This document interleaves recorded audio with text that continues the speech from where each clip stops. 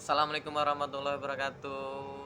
Semangat pagi. Apa kabar rekan-rekanku semuanya? Semoga kita selalu sehat, diberikan umur yang panjang, diberikan rezeki yang berlimpah dan berkah. Amin amin ya robbal alamin.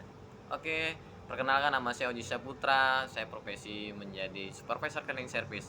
Hari ini saya ingin berbagi ilmu kepada rekan-rekan yang cleaning service, yang ingin menjadi naik level, menjadi leader ataupun supervisor. Hari ini saya ingin berbagi adalah tugas-tugasnya untuk supervisor.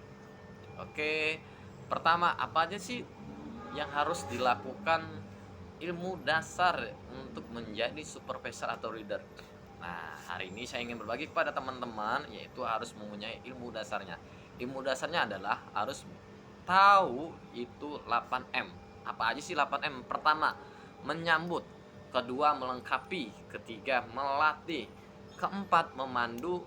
Kelima, mengawasi. Keenam, menilai. Ketujuh, melatih ulang. Kedelapan, melaporkan. Oke. Mari kita jabarkan apa arti 8M yang tadi saya sebutkan. Pertama adalah menyambut.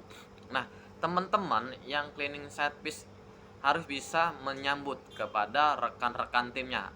Artinya menyambut ini contohnya seperti briefing. Teman-teman cleaning service harus bisa briefing kepada timnya. Nah, teman-teman yang cleaning service itu harus terus belajar untuk melatih, untuk bisa briefing, memandu kepada timnya untuk mengarahkan apa aja yang harus dikerjakan. Itu harus bisa melakukan di pagi hari atau di sore hari, yaitu menyambut, artinya adalah briefing. Oke, melengkapi.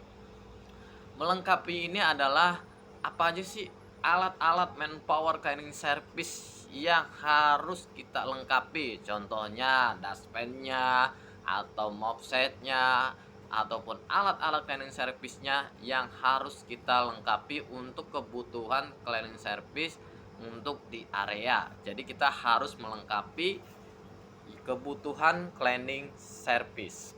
Oke, ketiga. Ketiga itu adalah melatih.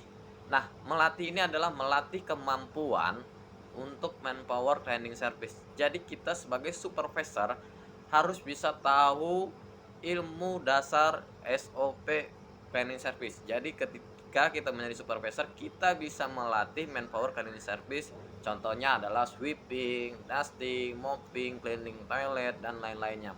Jadi kita harus bisa melatih untuk manpower cleaning service. Nah, keempat, memandu.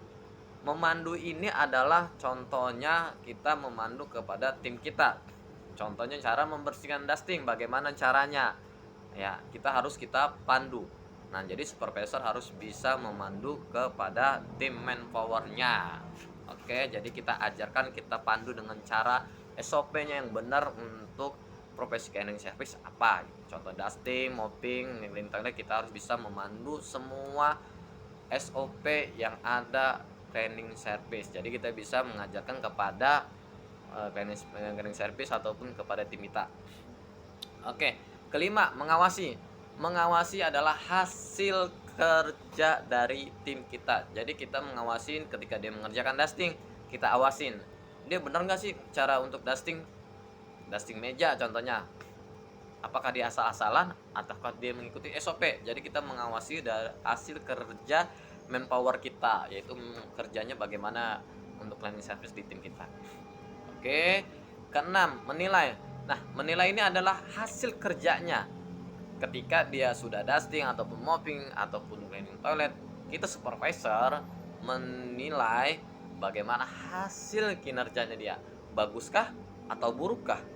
Nah, di situ kita harus bisa menilai. Kalau misalnya manpower kita menilai kinerja bagus, kita bilang jempol ataupun luar biasa kepada manpower kita. Nah, sama pun kalau manpower kita kerjanya kurang bagus ataupun hasilnya kurang bagus, jangan dimarahin, tapi kita pandu, kita kasih motivasi ataupun kita ajarkan. Oke. Ketujuh adalah melatih ulang. Melatih ulang itu misalnya dia sudah bisa dengan SOP dusting, sweeping, mopping, cleaning toilet dan lain-lainnya, tapi kita sebagai supervisor harus tetap setiap harinya melatih ulang untuk basic manpower kita basic cleaning service yang harus kita latih ulang agar manpower itu tidak lupa kepada SOP yang pernah kita ajarin. Jadi tetap kita harus latih ulang.